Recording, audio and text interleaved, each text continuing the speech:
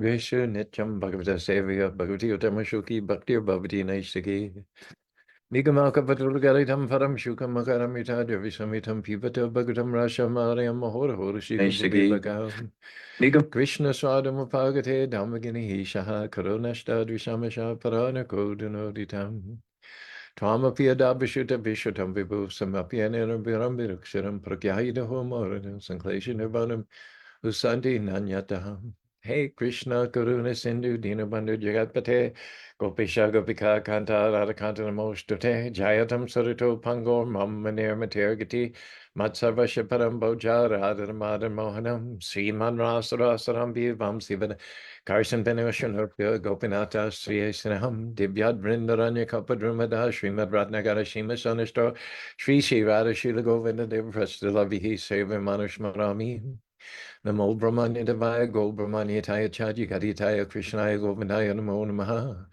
Mangalang Bhagavan Vishnu Mangalam Guru Jam Mangalam Parani Kaksham Manganaya Tanohri Om Narayanaya Vidmahi Vasudevaya Dhimahi Tano Vishnu Prachodhyate Om Mahadevi Chavidmahi Vishnu Padnya Chadimahi Tano Lakshmi Prachodhyate Mahalakshmi Namastubhyam Sare Sare Hari Priya Namastubhyam Nyanatade Dapta Kanchana Gauranga Radhe Vindavana Shari Vishavana Sute Devi Pranamani Hari Priya Om Maganati Maranda Shanganangana Sadakya Chaksurun Militam Yanatashmai Shri Gurave Namaha Sri Chaitanya Manobishtam Stapitam Yana Bhutale Swayam Rupa Karamayam Darati Swaparantikam Vandeham Sri Guru Siyata Parakamanam Sri Gurun Vaishnavam Sha Sri Rupam Sagaritam Sahagana Raganatam Vitam Stam Sadevam Sadvaitam Savadutam Paritana Sahitam Krishna Chaitanya Devam Sri Radha Krishna Padan Sahagana Larita Shivishakan Vitam Sham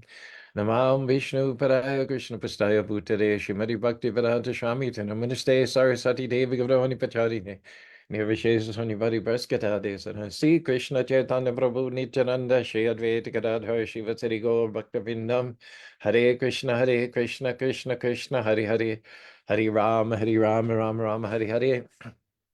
Thanks for joining us, Transcendental Tuesday, as summer slips into fall and fall slips into winter. I think the temperatures tonight are going to go down below freezing for the first time in this season. We have harvested all the last remaining tomatoes, peppers, melons, zucchinis that were on the vine, even if they were immature.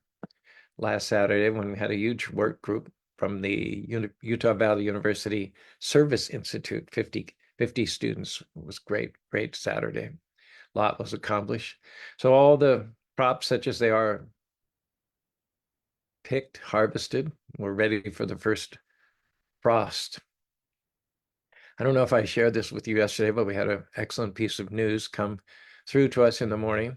We have applied for 2 pujaris, priests, so we can keep the Salt Lake City temple open 100% of the time instead of only 10% of the time in the evenings. And the first of those 2 had their immigration interview yesterday, or maybe it was Monday in India, Sunday here, and he passed. He got it approved. That's the good news. His name is Dinanath. He's a Bengali devotee serving in Siliguri. So we're going to make arrangements for him to come ASAP. And the second one, who's a Radhanath disciple, Gopinath Priya, has his interviews, I think, on the 13th or the 14th, or either the 14th or 15th this month. So we hope to get not just 1, but 2 full-time residents up there in Salt Lake City so that that temple, that yatra, that mission can start running on 8 cylinders instead of just 2 cylinders. So much potential in Salt Lake City. So much potential in Salt Lake City. So much. Tremendous potential. Immense potential. Unbelievable potential. Some would say the best potential ever. So we're going to start tapping that in. That's a good news.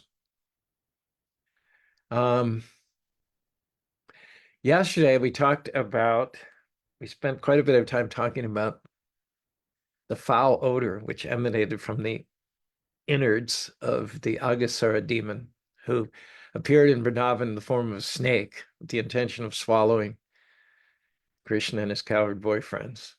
And we've also described in quite a bit of detail how Krishna's coward boys preceded him into the mouth of the snake, and they were literally overwhelmed by the noxious smell of, the rotting decay in the belly of Aghasura, and they passed out inside of his intestinal tract.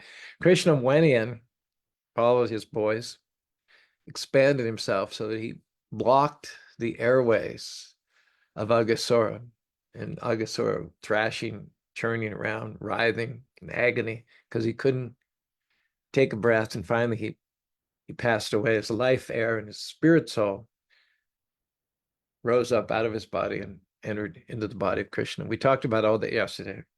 But one thing I forgot to mention is that in the aftermath of all this, when Aghasura's body lay dead, it took on an incredibly sweet, aromatic fragrance from being toxic, noxious, pungent, repulsive, repugnant, unpleasant to the extreme, unpleasant to the point where coward boys passed out from the odor because of Krishna's touch, because of Krishna entering into the life of Aghasura. That which was obnoxious and repugnant about him was eliminated. And rather than being odoriferous, he became very, very fragrant. It's interesting too, when Krishna killed all the various demons sent by Kamsa to kill him, and Krishna instead killed them, they became like attractions. They became future playgrounds for the kids. Aghasura, originally he'd appeared like a mountain with a cave in it, and even after his death, it still almost performed the function of an amusement park cave in a mountain where the boys would go there every once in a while. They'd say, let's go to Aghasura and play cave in the mountain today.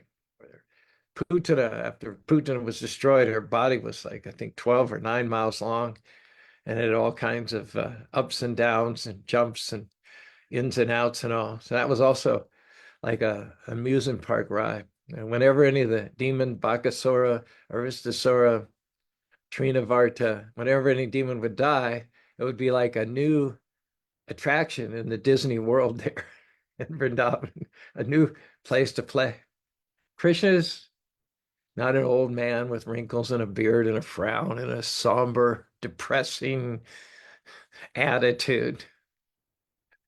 He's a ever-freshful youth, full of cunning, new tricks. He works in seasons. And so whenever Krishna faces a problem and brings about a resolution to the problem, he always does it in a way that brings a smile to your face.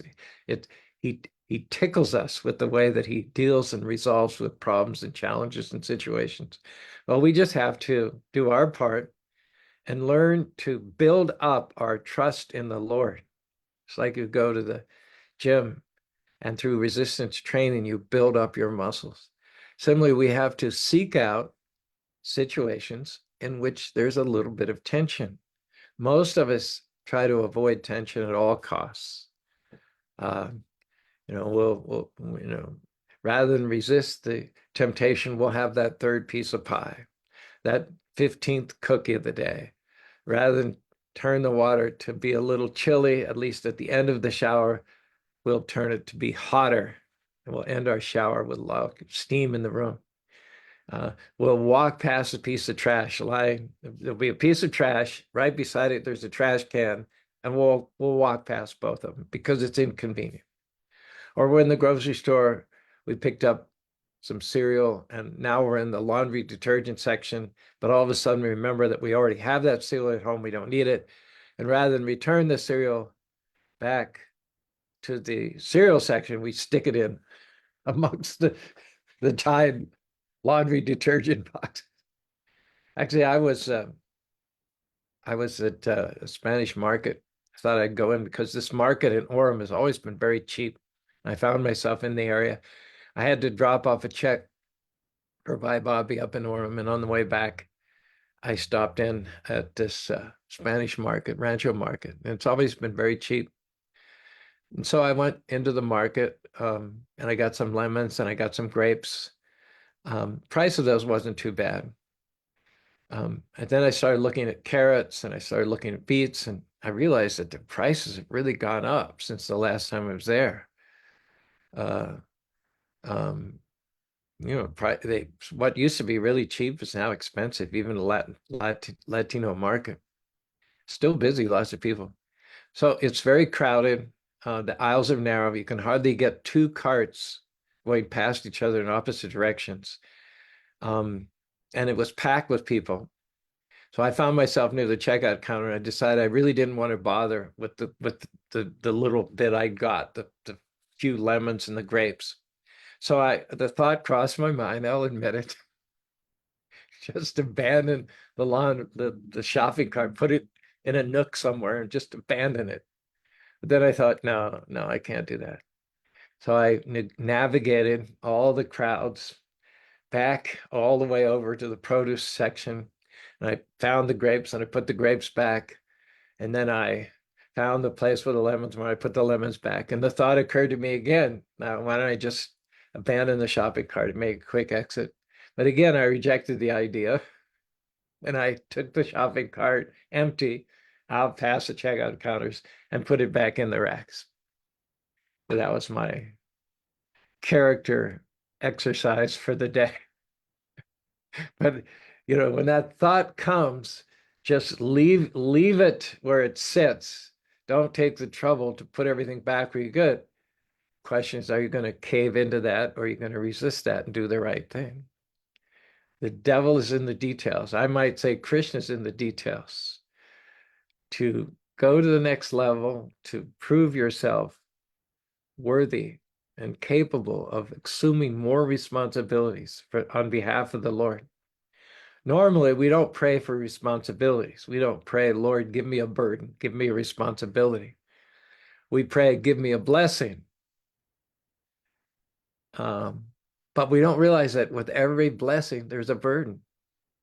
Maybe you get a promotion, but it means you have to work extra hours. You're getting extra money, but you have to work extra hours. So you can't take the blessing and then complain about the burden. So similarly, we want blessings from the Lord, but in order to be able to build ourselves up to a point where we are able to shoulder the responsibilities and the extra influence and extra power that Krishna has us, we have to every day work on building our character through little micro decisions. They'll add up. They'll add up. And Krishna will bless us. Whereas now we have a odoriferous, pungent consciousness, self-serving, um, um, craving pleasures, craving stimulation of the senses, avoiding going out of our way to do the right thing. We have to take Krishna into our heart, just like Krishna entered the Aghasura demon, and he took all the unwanted things, all the bad things, the smelly things, the dirty things. By his presence, he purified the snake, left him as a play area for the kids who had a positive attitude towards him, nullified all of his aromas, in fact, made him very sweet smelling and attractive. So similarly, Krishna, when you get serious about practicing Krishna consciousness, then you look for the little opportunities to build your character. Because what you're doing is you're qualifying yourself. You're building yourself up to be able to shoulder the burdens that come with the blessings. We want the blessings, and then when the burdens come, we feel uncomfortable. We feel, why can't I just have the blessing, not the burden? But the burden is part of the blessing. So if you actually want the blessings, train yourself up to take on burdens. Train yourself up not to live always in your comfort zone, in your easy boy with your big gulp in front of the idiot box. Train yourself to get out of the box and challenge yourself for a little inconvenience, little austerity, rise a little earlier. Don't watch late night TV. I find the hardest thing is to dive into scriptures or chant or read or recall poetry and songs in the evening, because I've put in 8, 10, 12-hour day and I'm tired. So I want something light, relaxing, something that doesn't demand a lot of concentration. But if you can go against that flow, if you can go against the stream, so to speak, and when you're tired, when you're a little exhausted, nevertheless, read a little something, go to the evening program, run some of your songs or rap songs back through your mind, despite your disinclination to do that. I find that that's immensely character building, immensely character building. For me, to chant and read and rehearse things in the morning is easy. The morning is so conducive to self-improvement, to yoga, to reading, to poetry, to chanting. The morning is not any difficulty at all. It's like you look forward to building yourself up in the mornings. But if you want to bite off something, if you want to do something that's going to give you even more advancement, proportionate to the time you put into it, you'll get more positive results. Try to force yourself to do something similar in the evenings. We start off our day with a bang. We hit the ground running with chanting and verses and kirtan, class, all these wonderful purified things during the morning program. But Prabhupada didn't leave it with the morning program. He had a morning and an evening program. So whether you're able to go to the temple and attend the program there or not, you can make sure that you have some sort of a program for yourself to end the day in the same uplifting, purifying way that you started it, with some chanting, with some reading, with some discussion, with some kirtan, with some memorization. That's the biggest challenge for me. In the evening, I just want to slide off into oblivion. I'm so tired. I just want to close my eyes and go to sleep. If you can spend an extra 15 minutes, especially right before you go to sleep, review a verse, finish your rounds, read something, rehearse something, run something through your brain. It'll be with you when you rise first thing in the morning.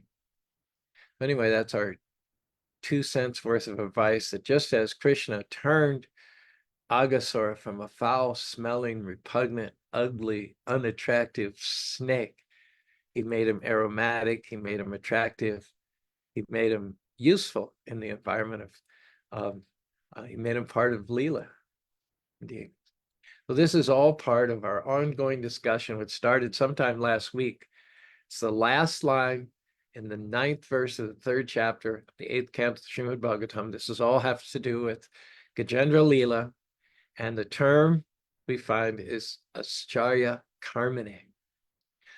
Vallabha Chandra even put this exact term in his poetic offering yesterday. So we're all getting this concept deep down in our spirit, that Krishna takes unlimited power and uses it in a wonderful way.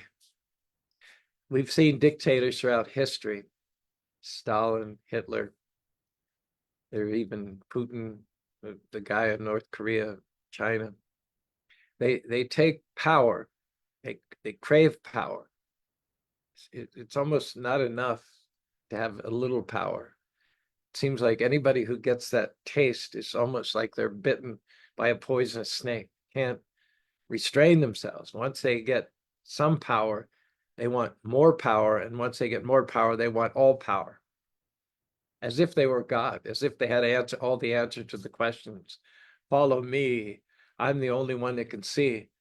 Problem is, in a society of blind people, they can't tell that the leader also is blind, because they're blind. They can't see that the leader is blind, and the leader is not honest and forthright enough to admit his own blindness. He sees this is a golden opportunity. Even though I'm blind, just like everyone else, I can take advantage of this because they're blind. They can't tell that I'm blind. So if I lie to them, they have no way of discovering my criminality. So I'm going to shout out, all you blind people, I can see, follow me. When in fact, they can't see any better than the general population. They're just crooks. They're just criminals. And for such leaders who haven't got the answers, who haven't got the vision, the God consciousness, and who nevertheless dupe people into following them, there's a special place in hell called Anda Kupa. Kupa means like a well, a dark well in the forest, and Anda means dark. So Anda Kupam is actually a place, a hellish planet, a hellish location where blind leaders, false leaders, misleaders go at the time of leaving this material body. Because they're not only responsible for their own crimes, but they're also responsible for all the crimes that their followers commit in their name. They're extremely overburdened with criminality, just like normally a nice coat with all kinds of stitching and filigree worth thousands of dollars would be considered an asset. Earrings, big crown weighing 20, 30 pounds with valuable diamonds and jeweled, nice rings on the finger, bangles, good shoes. In the material sense of the word, these are all considered desirable items. People want these. They want good clothes, good hatwear, good footwear, good dress. But if you're in the ocean, these are not an asset. These are your greatest liability. As soon as the moisture, the water soaks in to all these accoutrements and all these decorations and garments, you become 10 times heavier. You might, without them, have been able to keep your head above water and swim. But once you've got all these clothes on and the water gets into them, you sink down like a rock. And that's why those who mislead others have a specially hellish existence that awaits them at the time of leaving this material body. But Krishna is not an abuser of power. Krishna has always had all power. He doesn't get spoiled by it. He doesn't have to crave more power because he's already self-sufficient and completely independent. He has all power, and he's the only one that knows how is not controlled by power, but he controls power to use it for good. This is my opening. I'm going to launch into the latest prayer I think I've memorized. It's part of Gajendra's prayers, and it's a summary of a verse that appears a little bit later in this chapter, the 19th verse. If I can remember it properly. Krishna, the Supreme Personality of Godhead, no birth, no death, no flaws, no defect, no illusion, appearing in human form, whom I respect. Krishna and Rama, avatars descending down low, showing the way, helping the soul to grow, manifested on the material plane, restoring Dharma again and again and again and again. Krishna is the Supreme Lord, defying comprehension, his actions divine, beyond human comprehension, uplifting the devotees, showing them the way, annihilating the demons, showing them the uplifting the devotees, showing them the light, annihilating the demons, ending their blight. Both achieve transcendental. It's a transcendental fate. The devotees go straight to the Lord's abode. The others wait in the impersonal abode, in the impersonal zone. Don't mistake Krishna's activities for human affairs. He's nirguna, untouched by material snares. His names, Krishna and Ram, have power untold. Chanting them brings liberation for the soul. They break illusions, hold. Ajamil proved it. His story is well known. By uttering Narayan, his spirit was shown. The path through transcendence, escaping the night. So chant Hare Krishna and everything's bright. He moves among us in human disguise. Don't be fooled by appearances Open your eyes. He's not bound by Maya, this cosmic play. He's the puppet master showing the way. His form's divine, his name's the key to showing us the way to happiness, how to be free. So rise above the fleeting, the temporary, the fake, and chant Hare Krishna for goodness sake. The Krishna's name hold powers untold. Chanting them frees the soul, releases illusions hold. When we associate with Krishna in any form, he's absolute. So whether it be his name, his fame, his form, his attributes, his paraphernalia, his devotees, one gets purified, one gets liberation, following the footsteps of Gajendra, who recalled devotional prayers from a previous life, following in the footsteps of many, many devotees, one after another, who are cataloged in the Srimad Bhagavatam as having gotten purified. Even they approached the Lord with material desires. Dhruva had a desire to get a kingdom greater than his father's. Gajendra initially had a desire to get saved from the bite of the crocodile. Initially, when the crocodile latched onto Gajendra's leg, all he wanted to do was just to get his leg free and go back to enjoying with his wives and his children, his grandchildren. But as he became purified, as this whole scenario unfolded, the fight, he wasn't able to abbreviate the fight. It dragged on and on and on beyond his ability to tolerate, beyond the limits of his strength. And when he found that he was not going to extricate himself very easily or quickly from the jaws of the crocodile, his priorities changed. And in the end, he said, I don't want Krishna. I don't want you to save me. I don't want to continue in sense gratification. I don't want to prolong this elephant body. Take me. Let me die right now.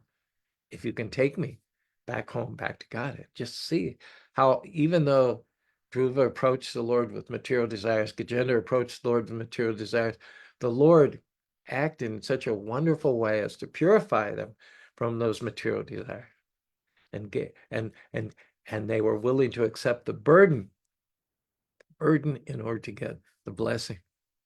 In terms of Ascarya Karmane, the Lord's wonderful use of unlimited power, every day, either in the morning or the evening, or in many temples, both in the morning and evening, we chant the Damodarashtakam prayers. And there's a verse in there which says, I am amazed, I'm Ascarya, I am bewildered at this Lord who is fear personified.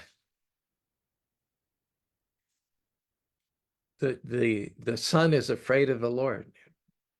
Out of fear of the Lord, the sun rises and sets exactly according to schedule. Out of fear of the Lord, the seasons change. Out of fear of the Lord, the flowers bloom. And out of fear of the Lord, the leaves turn in the autumn. Out of fear of the Lord, the planets rotate on their axes. Out of fear of the Lord, planets don't collide with each other. Out of fear of the Lord, the law of gravity works. Out of fear of the Lord, thermodynamics work, the displacement of energy, MC squared. Out of fear of the Lord, everything is running precisely out of fear of the Lord. You better do your job or else. And yet the Lord is running out of fear of Mother Yashoda. He demanded, first of all, that she come, take a break from her cooking and give him her breast milk. He demanded that. So she acquiesced. She left the milk boiling on the stove for a moment to give Krishna what he wanted, some breast milk. Of course, the reason she's cooking the milk on the stove is to make something, a nice milk preparation, to give to Krishna. So for her, it's a question of, is going to serve Krishna in this way or going to serve Krishna in this way? She's going to satisfy Krishna's immediate desire, or is she going to finish the preparation and satisfy Krishna in a more long-term way? But either way, her only priority is Krishna, Krishna, Krishna, Krishna. Krishna is playing the one pressure against the other. That's his job. No one has ever been more mischievous in the history of Krishna. When Krishna plays someone's son, he does it to a greater, more expanded, truer, larger than life degree than any ordinary person could do. And so he demanded the milk, but he also is in charge of everything, is within every atom. So while he was taking the breast milk of Mother Yashoda, the milk overflowed. And what a mess that can be. And we talked about that. What a mess. And Mother Yashoda pulled Krishna away abruptly, and she went to turn down the heat and stop the situation from getting worse. And Krishna played his role of a child, and then he started feeding milk to the monkeys. Mother Yashoda came after him. That personality of Godhead, than whom the sun, the moon, the stars, Brahma, Shiva, Vishnu, are all in fear. They all perform their duties perfectly out of fear. They don't want to displease the Lord. That person whom everyone fears is himself running in fear of Mother Yashoda. Not only running in fear of Mother Yashoda, but now his misdeeds having caught up to him, he's crying. And as he cries, the mascara is kajal is running. In India, it's common to put mascara or kajal, just like football players, baseball players, you always see them with these black smudges under their eyes. And what it does is it mutes the rays of the sun. It mutes the sun is not as glaring or distracting when you have this black smudging under your eyes. And for the same reason, parents up until the ages of 2 or 3 years old, they put kajal under the eyes of their children during daylight hours because it actually protects the eyes from damage while the eyes are being developed and matured. You don't want too much reflective power of the sun on the retina. And so it mutes the reflective power of the sun and preserves the eyesight of the child long into old age. Krishna, parents had applied kajal, and as he cried in fear of Mother Yashoda, tears caused the kajal to smear. Now, he's worshipped for the entire month. There are 12 months of a year. For one of those months, 31 days every year, devotees offer a light and to Damodar and sing the Damodar Astakam, the 8 prayers, Lord Damodar, worshiping Krishna, who ran in fear of Mother Yashoda. He who gives fearlessness, Prahlad, was thrown in the ocean, poisoned, trampled. Through all the tortures directed towards him by his father, Prahlad remained fearless because of his faith in Krishna. His steadfastness at the lotus feet of Krishna. Krishna instills fearlessness in the heart of his devotees. Dhruva Maharaj, at the age of 5 years old, went into the forest. What chance does a 5-year-old boy have in the jungle with poisonous snakes, uh, uh, lions, tigers, jaguars, elephants?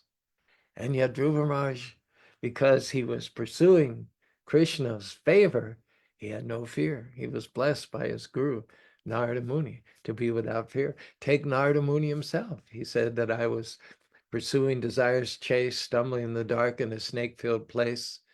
And your servant Narada lit up the room. He showed me the way out of the dark, uplifted my soul, fanned the spiritual spark. Devotees, one after another, story after story after story, have developed fearlessness. As their faith increases in Krishna, their fear decreases. And when they are fully mature faith, fully developed, then there's no more fear at all. There's completely fearlessness. And yet that Lord, worshiping whom so many devotees become fearless, he himself is fearful of his devotees. When we offer the Chanamrita in the temple, visitors come, they hold out their right hand and they make a little cavity at the base of the thumb, priests will take some of the charamrita, some of the bathing water that's washed the lotus feet of the Lord that morning. Generally, there's a tulsi leaf or two in there. There's some rose water, there's some Ganges water. And there might be some also milk products as well. People sip that. And the priest says, Akalamita Saram Sarvinasanam Vishnu Parurikam Siddhasya Daryam. It says, drink this water, which is bathed the lotus feet of that personality, out of fear of whom the wind is blowing, out of fear of whom Yama, the Lord of Death, is chasing everyone. Everyone in this world is afraid of death. Most of their actions, psychologically speaking, can be traced back to a fear of death. So everybody in this world is fearful of death without exception. But this mantra says that death himself, Yamraj, is fearful of Krishna. So when you take shelter of Krishna, you don't have to fear Yamraj, you don't have to fear death. Citing the example of Dhruva Maharaj once again, when it was time for Dhruva Maharaj to leave this plane, a golden chariot arrived for him from Vaikuntha, from the spiritual world, with two of the Narayana Dutas to usher him onto the golden plane. And as he approached the plane, it is said that death personified appeared and bowed down and made of himself a footstool so that Dhruva Maharaj could then step up into the plane. The one who has taken shelter of Krishna need fear nothing, knowing that we're always in Krishna's hands. Krishna is always on his throne. Nothing comes as a surprise to Krishna. Krishna can take what was meant for our harm and use it for good. And when he does it, when he acts, he always does it in an amazing, wonderful way. He uses his unlimited power in wonderful ways. Another example, in Vrindavan, the Yamuna River is there, and you can cross the Yamuna River, and there's still a tree there, which is the tree that's believed Krishna stole the garments of the gopis while the gopis were taking bath one morning. Mischievous Krishna snuck up onto the bank, and where they discarded their garments, he took all of those garments and climbed a tree, hung those garments out on the high branches of the tree beyond the reach of the gopis. And so when the gopis were ready to exit the water, they noticed that their clothes were no longer there. So they didn't want to come out of the water naked. They at least wanted to use the water up to their neck to cover their nakedness. They were shivering. They were getting goosebumps. They noticed there's Krishna up there taunting them, and their clothes are up out of reach. So they said, Krishna, come on, stop this. Bring us our clothes so we can preserve our modesty. And Krishna said, no, you have to come and get your clothes, and not all together. Come one at a time so that I can enjoy the sight of your unclothed bodies one and one to my fullest satisfaction. Now, on the surface of that, Krishna would seem to be just like another lusty boy. But the meaning behind this is that the gopis all wanted Krishna as their husband. And in Vedic culture, the principle of chastity was so strong that a woman would never be seen naked by any man except her husband. The gopis wanted Krishna as their husband. Krishna knew this. He's in the heart of every living being. So he's fulfilling, it's not to satisfy any lusty desire on the part of Krishna. Krishna doesn't have any lusty desires. He's completely full of bliss. He's the reservoir of all pleasure. Doesn't need anything external for pleasure. He's asking the gopis to come one by one in their birthday suits to retrieve their clothes to fulfill their desires. They wanted Krishna to be their husband. The only person you can allow yourself to be seen naked by is your husband. So logically speaking, when they were going to be viewed by Krishna in their naked condition, that was a form of matrimony. That was a form of satisfying their desires to have Krishna as their husband, because only the husband can see the wife naked. So this is Krishna using his unlimited power in a wonderful way. He knew the inner desires of the gopis. He's in their hearts, and he stole their clothes, not because he was a lusty young boy, but because he's the Supreme Personality of Godhead, he's full of knowledge. He's aware of what you're thinking, what you're feeling, what you're willing before you are yourself.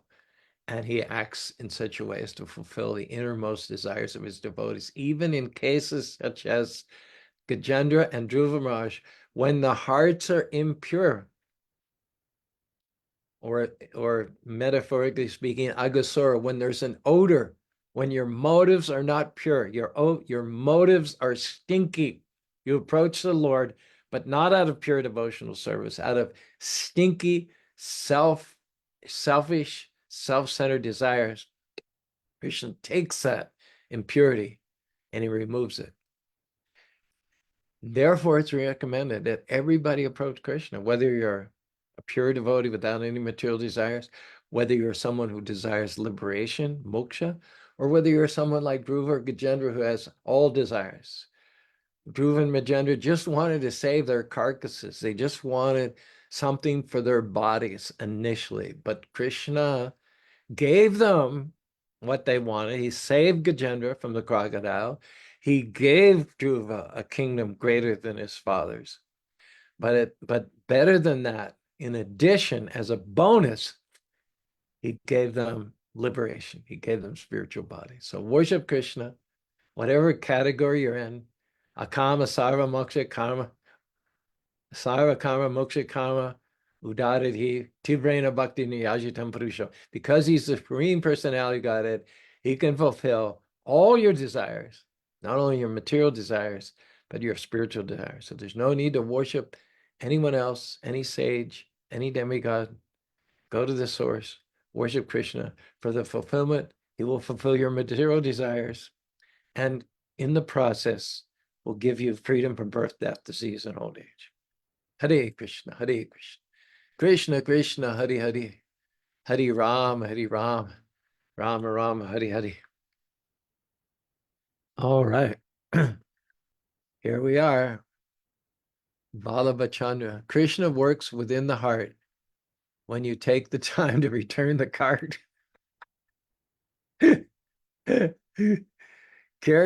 Someone would have to know the background of that. It's like a code, an aphorism. Characters built through micro decisions made by taking on life's daily collisions. There is much clarity when you take on a little austerity.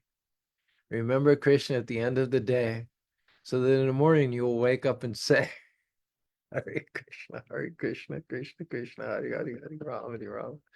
It's so nice to know that someone's actually listening to these classes and bringing the same truths back up in their own personally styled way. I'll read this once again. This tickles me so much. Krishna works within the heart when you take the time to return the card. Characters built through micro decisions made by taking on life's daily collisions. There is much clarity when you take on a little austerity. That's nice. Remember Krishna at the end of the day, so that in the morning you'll wake up and say, Hare Krishna, Hare Krishna, Krishna Krishna, Hare Hare. Thank you very much for that, Vallabha. Oh, it looks like only 2 comments on this Transcendental Tuesday. There's that by Vallabha Chandra, and then there is by Bobby with some smiling emoji happy faces. That seems to be the extent of our participation, which is certainly makes me very happy. Quality, maybe over and above quantity. So thanks very much, such as it is, for joining us, partnering with us. It's Transcendental Tuesday. This topic of Ascarya Karmane is practically proving to be limitless. So much so that we'll continue in this vein tomorrow, Wisdom Wednesday. Ananda Rupa Dasi just weighed in. Thank you. Very nice, inspiring talk. First time hearing us. Well, thank you and welcome, and appreciate your being the 3rd person to weigh in the comments section. And I know there are others who listen later on in the day, because this is available on Facebook Live. We also post it on YouTube as well. So we'll see you tomorrow. Hare Krishna, Hare Krishna, Krishna Krishna, Hare Hare, Hare Rama, Rama Rama.